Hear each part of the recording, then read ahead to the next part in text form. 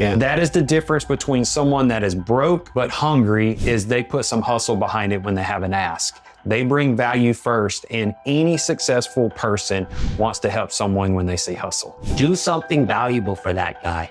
Offer them, get them a lead, connect them with somebody. All the things you can do to be valuable. Stop trying to just take. Give, and they will do it.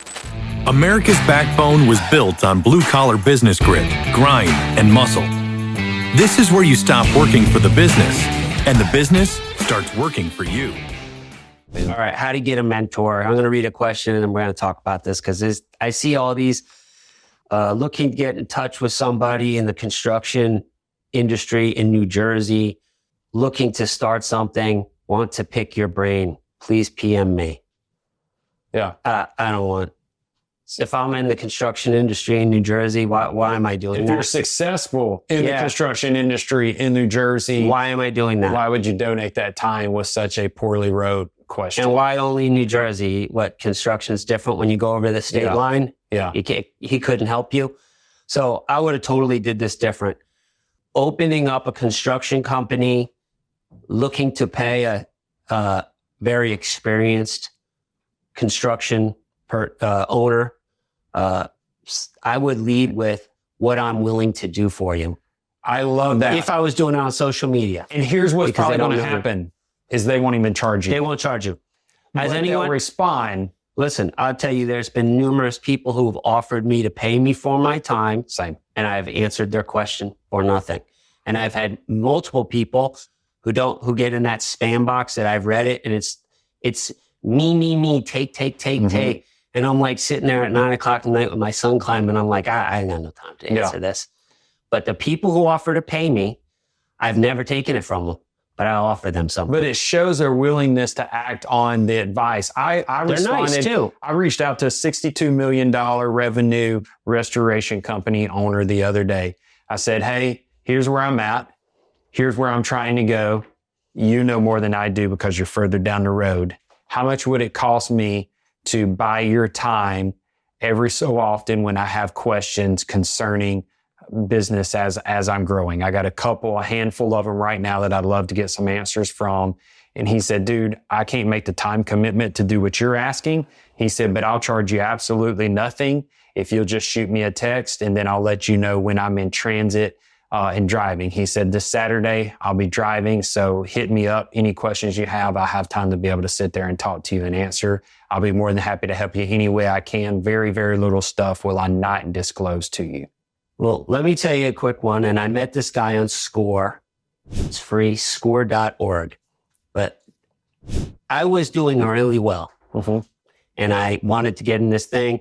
I got this guy. He had a lot of experience. And I did a phone call with him. The phone call was going well. And we were talking about meeting. And we set up a date. Then he calls me back and he says, hey, I'm not going to be able to do it that day. And I said, okay, what's going on? We'll do it another day. He says, yeah, I got to be. And he named these two areas that were far apart from me in Georgia. And I was clearly in the same city as him. And he said, yeah, he was building like custom houses. Okay. And he was like, yeah, because I got to get up here and then I got to drive down there. So I do it. I said, well, what do you got to do on those things? He's like, well, one, and he had named it. And the other one seemed really simple. I just got to meet my HVAC guy there. I got to go over a couple of things with him, get feedback with him. So he started telling me about it. I said, why don't I go to Woodstock and you take Buckhead? And he goes, no, I don't need you to. I said, let me go to Woodstock. I'm going to be out that way anyway. I'll take care of it. He let me do it, right? So I went out there, and then there was other things, right? So I went out there and met this HVAC guy. It really wasn't hard for me. Yeah. You know, and I saw some other things there on the roof. When they were doing the roof, I didn't see the underlayment in one area. So I started taking pictures. I told him about it. Went up on the roof, start talking to the roofer. He's explained it. So I'm telling him all this stuff when I get it back in the phone. And then he goes, meet me at Cuts tonight. Can you meet me at Cuts? That's this really nice steakhouse. I went there. He took me to dinner. We hit it off. Yeah. You know what I mean? Like, I led with value. I wasn't trying to, I just thought, let me help this guy. That's what guys don't want to do. They want to say, let me take you to coffee. This guy was probably worth $70 million. Yeah. Does he need a coffee? You think he can't get a coffee? Right. It's time. Do something valuable for that guy. Offer them, get them a lead, connect them with somebody. all the things you can do to be valuable. Stop trying to just take, give, and they will do it. And he's told me numerous times because I've done. And then when I went out with him, I saw what kind of wine he ordered. This super expensive wine. I don't know shit about wine. Yeah. I asked the waiter what it was. He showed it. I took a picture. And about a month later, I brought him 3 bottles of that wine around Christmas. Yeah. It was expensive stuff. Yeah. Right. I was thinking of getting a case, thinking it was maybe like $1,000 bucks. It was whatever it was, like for $400 or $500 box. Let me tell you, he was so excited when I brought that to his house. Yeah. So like you can do a lot. And he had already given me a ton of value. Right. And somebody said, well, I don't have the money to do that. Didn't cost me anything to go help him out and go run out to that house for him. That's the right. house was insane, by the way, too. It was like, I enjoyed it walking through this house that was being built, but that's what I'm talking about. People don't want to do that. They just want to ask. If I want to mentor, if you want to get in people's good graces, do stuff other people won't. Well, here's what you're saying without saying it. When you lead with value, you're saying I'm a hustler. When you lead with no value and you just ask to pick the brain, you're telling us you're not a hustler. You're a taker. You are like the typical person in society. Yep. So let's say that you don't offer the money, say, hey, I'm willing to pay for it, but I want to see that you've done some research. Like if you sit there and you ask for construction, I want you to sit there and say, I have looked at this, start stating some stuff that lets me know you've done some research. Why did we partner up with our window operator, our windshield installer operator on that business? We saw his effort. We saw him every single week. He brought leads. He sat there and he didn't say, hey, they're looking to sell this. What do you think about it? He said, hey, they're looking to sell this. I talked to the owner. They're making this. They're doing this. The team is this. He had already done the legwork. Yep. He wasn't lazy. He was prepared. He was prepared. We saw he was a hustler and he proved it every single week. Then when he finally got a lead that was worth it, we were like, dang, this is worth looking at. Yeah. That is the difference between someone that is broke but hungry is they put some hustle behind it when they have an ask. They bring value first, and any successful person wants to help someone when they see hustle. Yeah. It's even on a mentorship. We've all had guys, they send me some copy paste on BizBuy. Does this look good? Like, what are you giving me a job? Yeah. I don't know what you're doing. Yeah. Do some research. Make the effort to Trying to get a free underwriter. Yeah.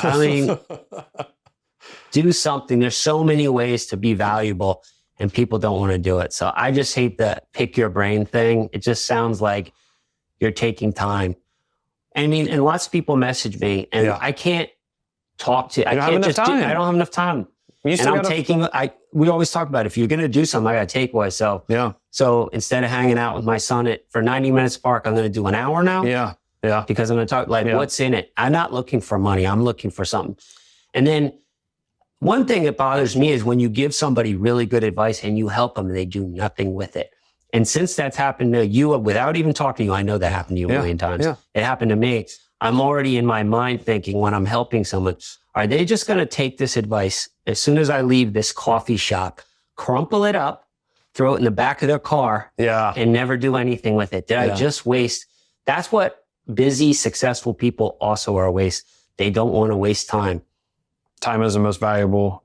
That's why when I help somebody I helped one guy get a lot of complexes for his business and he was like, man, I owe you. I said, you know what you do? Every time you get one, I want you to shoot me a text. Ding, ding, ding. That's all I want to see. Because it lets you know I like it. I like the energy. They valued your time. That I know that it worked. I don't need money from you. So we're not hating on the guy. Look, the brain picking, just here. That's what you do. You go and you add value. You don't ask to pick the brain and you do some work before you present it. Actually show us that you've hustled some before you ask a hustler to give their time. 100%.